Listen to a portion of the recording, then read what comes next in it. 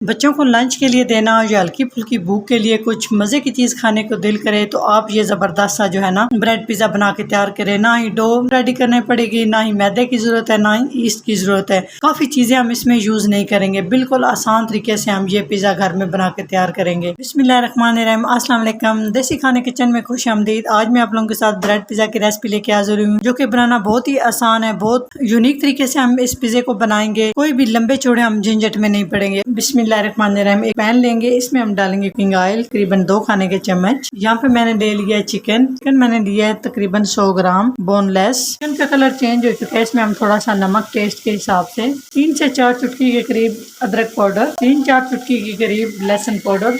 बस मसाले में बहुत कम शामिल कर रही हूँ। साथ इसमें तकरीबन ½ टीस्पून से कम मैं इसमें ऐड कर रही हूँ कश्मीरी लाल मिर्च। तो बस इसमें इतने मसाले जाएंगे।